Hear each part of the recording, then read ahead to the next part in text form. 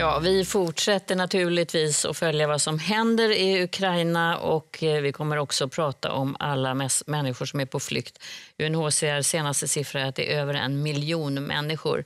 Men det kommer också handla om hur alla vi här i Sverige påverkas av det här. Det är otroligt mycket bilder, det är information som bara pågår dygnet runt. Hur hanterar man det och hur lever man vidare och försöker hämta kraft? Och då är det så bra att ha er här, mina kära perspektivvänner. Det är så kul att ni är tillbaka igen. Jag tror många har längtat efter er. Åsa Bäckman, Marie Göransson, Martina Montelius. För att jag pratade med Malcolm Dixelius nyss som har kontakt med en av sina äldsta vänner som befinner sig mitt i Kiev. Och han har fortfarande sin galghumor kvar så att han kan skratta också. Och jag tänker, ni jobbar ju med kultur och vi måste alla ta oss fram i det här. Hur gör man? Hur har ni påverkats, Åsa? Alltså jag tycker de första dagarna, eller fram till typ idag, då känns det som att när man har gått igenom en så personlig kris, att man kan inte tänka på någonting annat, man har det i huvudet hela dagarna, man drömmer om det på nätterna. Och man blir så här väldigt trött, alltså lite som efter en chock tycker jag. Att allting är liksom uppkastat i luften. Nu börjar jag känna att nu i helgen, nu måste jag göra någonting annat och inte bara följa alla de här uppdateringarna. Och nu känns det som att man på så psykiskt kan vända sig lite utåt ifrån liksom skärmen. Men det är först nu. Det känns också som att i den första inledningsfasen så behöver man nästan bearbeta genom att hela tiden liksom titta på bilder och läsa intervjuer och så. Och det blir ett sätt att hålla kontroll på något sätt. Exakt. Marie, får gratulera till fina recensioner till att börja med. Tack. Jag är så glad att du är här för du stod faktiskt på scen på premiär igår. En väldigt annorlunda Fröken Julie. Det är väl en av världens mest spelade pjäser. Och här ser vi en bild ifrån pjäsen faktiskt. Och det är du som är Fröken Julie i din egen ålder. Ja. Och Christer Henriksson ser vi där också på bilden. Fina recensioner. Jätteroligt. Och du sa här när vi satt och pratade att det kändes att publiken som fanns där behövde det här. Jag inbillade mig. Alltså, vi hade ett pressinrep dagen innan och då är det ju inbjudna och fackfolk och experter och så vidare. Men igår så var det en såld föreställning tidigare med vanliga människor som jag kallar. Jag älskar vanliga människor. De som har köpt biljett kommer dit och jag tyckte... Det tyckte de andra, att det strömmade någon sorts värme från dem. En förhoppning om att det finns någonting annat också. Och det var så underbart att titta ut över alla dessa, framförallt glada kvinnor som satt. Och så en och annan sur gubbe, men de kanske blev glada under kvällen, vet jag inte. Är de ditsläpade, menar Jag tror att många är det, men jag tror att de kanske tyckte att det var roligt så småningom. Men då inbillade jag mig att de här människorna fick någonting annat. Och då fick ju vi också någonting. Så att det släppte någonting igår, den här oerhörda smärtan och sorgen som man har upplevt. Men hur har du annars tyckt att alltså du har jag har ju påverkats? då känt det här värsta med barnen. Alltså de här ryggsäckarna och toppluvorna och täckjackorna. Till slut kan man inte titta. För jag tänker att kunde jag vara jag med mina barn eller barnbarn. Och en dag kanske vi står där. Det här det är ett demokratiskt land angripet. Det kan lika gärna vara vi. Någon säger, kom, packa ner lite och gå. Ja, men jag bor här. Nej, inte nu längre. Så att jag tänker väldigt starkt och drömmer lite grann om de där barnen. Det var speciellt något barn där som de gick in i närbild och han visade att pappa hade gått ut och lämnats kvar. Det är fruktansvärt att titta på. Men du kände ändå att det här blir andningshål när man går på teater till exempel? Jag hoppas ju att det var det för dem igår. Och jag inbillar mig det. Jag tror spelar ikväll också. Och jag tror att människor behöver det. Så att kanske att det kan hjälpa. Eller vad säger du?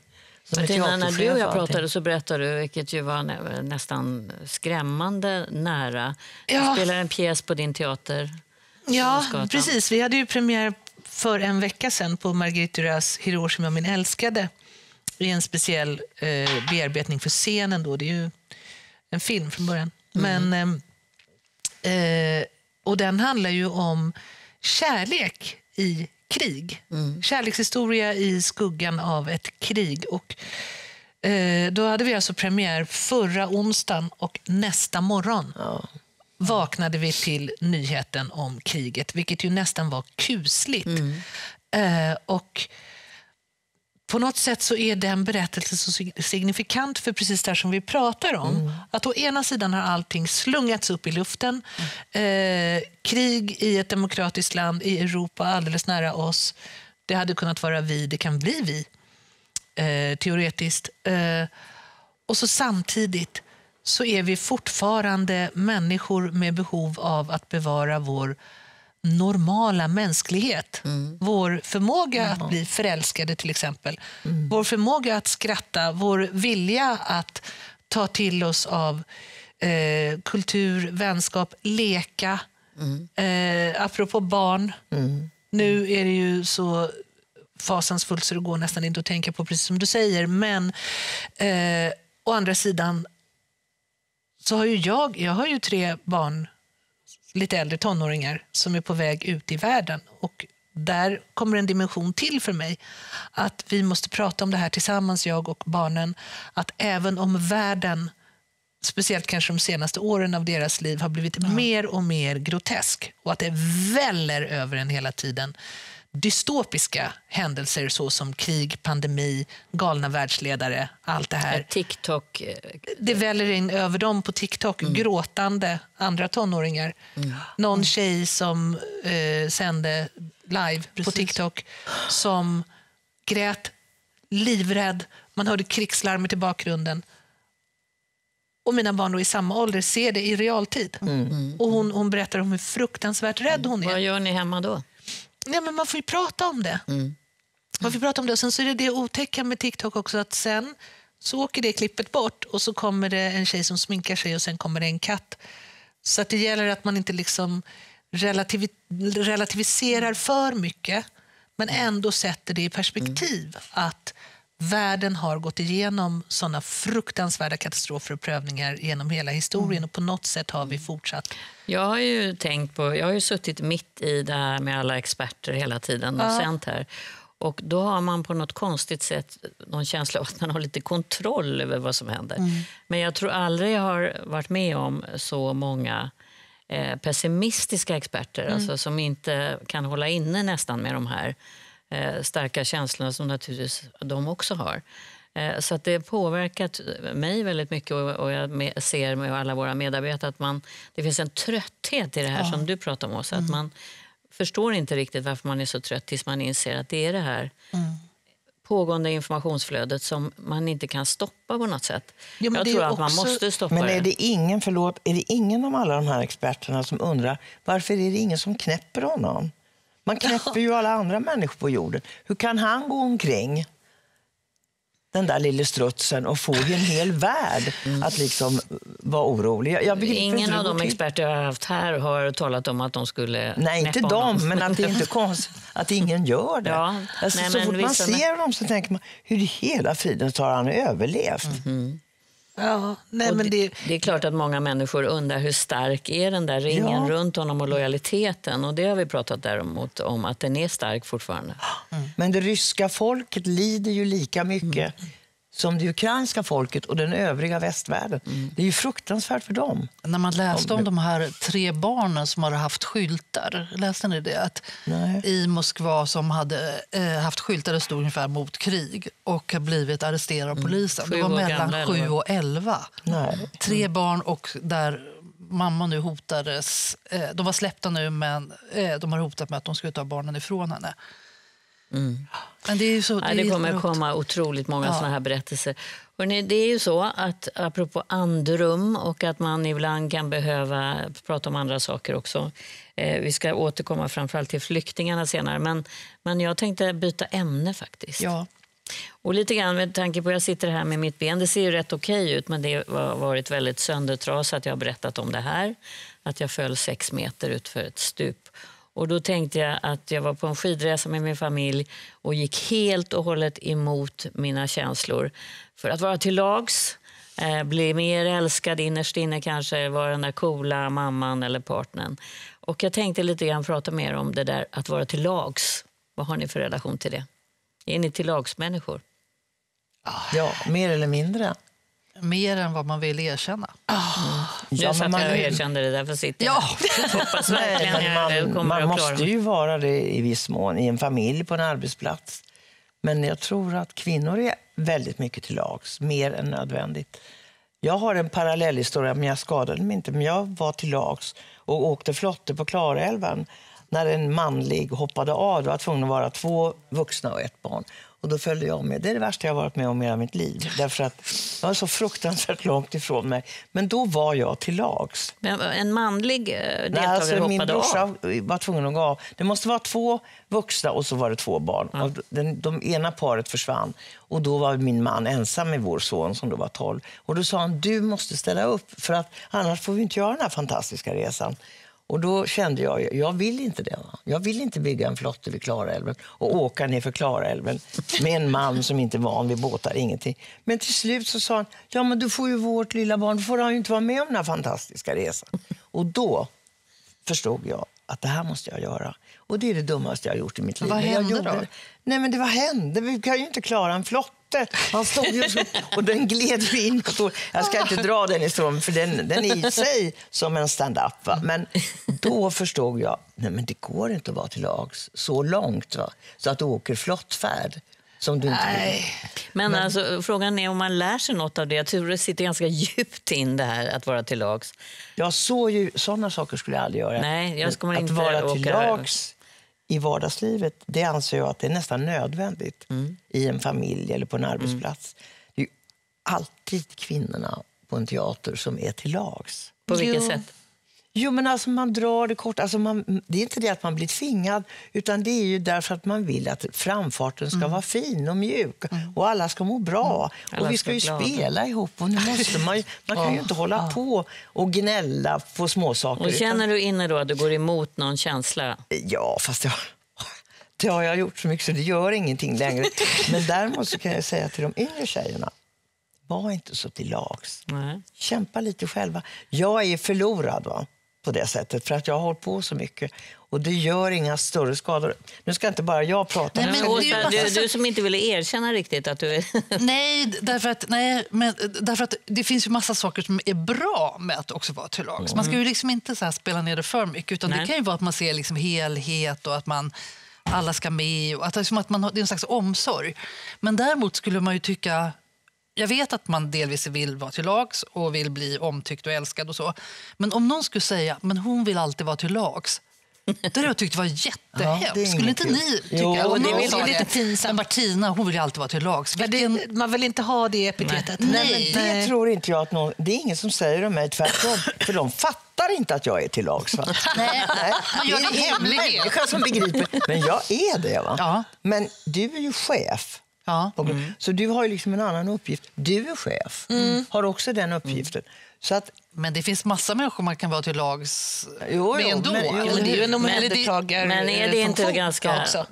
Jag är ju också chef för det här programmet och det är ganska farligt att vara en chef som alltid är till lags. Du och jag pratar om det. Jo, nej, men det är ju det här att då får man ju snarare...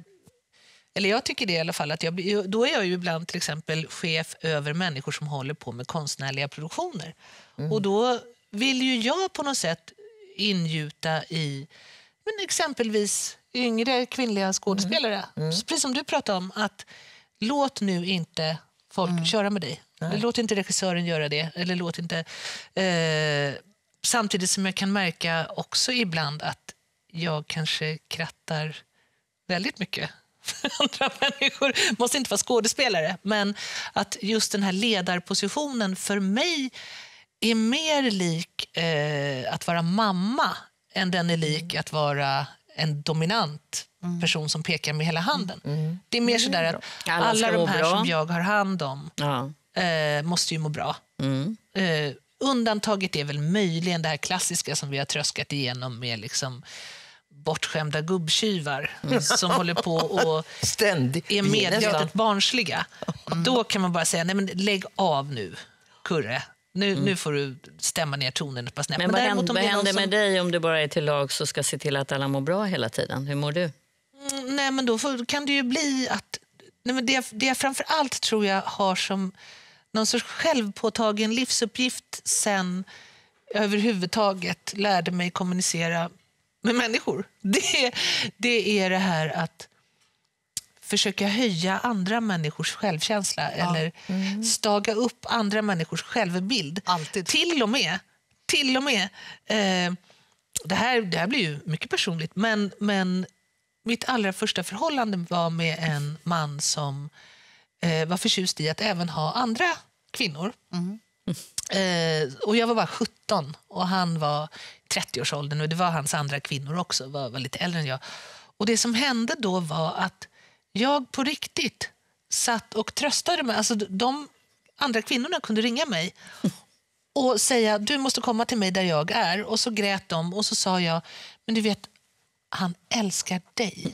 Jag vet det.